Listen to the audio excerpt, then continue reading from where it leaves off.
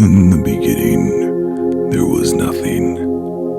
Nothing but a dark fog was present, neither existence nor inexistence, neither alive nor dead, nothing present or absent, near or far.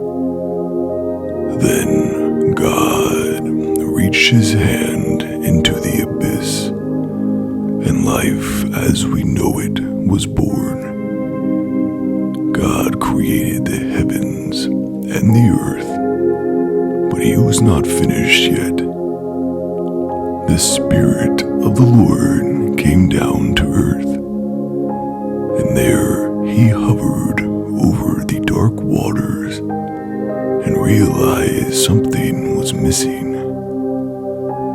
So the Lord commanded, "Let there be light," and every shadow was chased away. Every darkness was erased, and the Lord saw that it was good. So the Lord separated light from darkness. He called light day and darkness night. This was the end of the first day. On the second day, the Lord said, "Let there be space between the waters to separate the waters from heaven." And so there was, and this space was called the sky. And God said it was good. That marked the end of the second day. On the third, God said, "Let the waters part, so that dry ground may appear." And it did. And God called the dry ground land. Land that was so low that it bordered the water, and land that grew so high it threatened to touch the heavens above.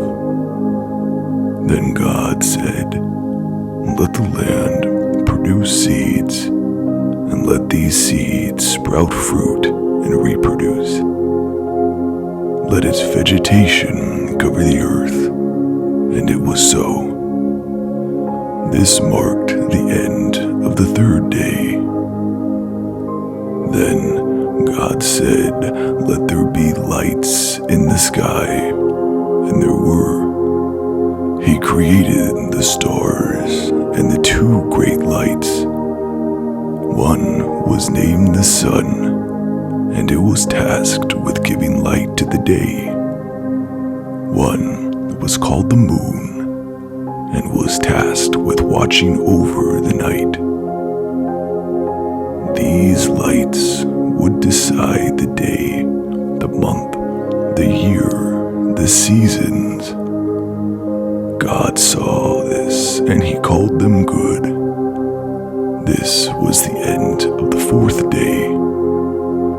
Then God said, "Let the ocean be filled with fish of every kind, the small fish whose scales reflect the sun, the big fish who guard the ocean and its depths, and the majestic whales who share their songs along the depths."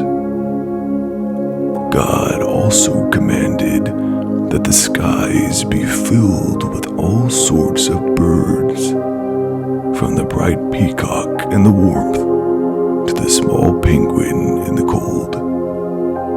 And he created the eagles in the sky and the parrots who live such long lives. God saw these things and called them good. This marked the end of the fifth day. Then God said, "Let the earth produce every kind of animal," and it did.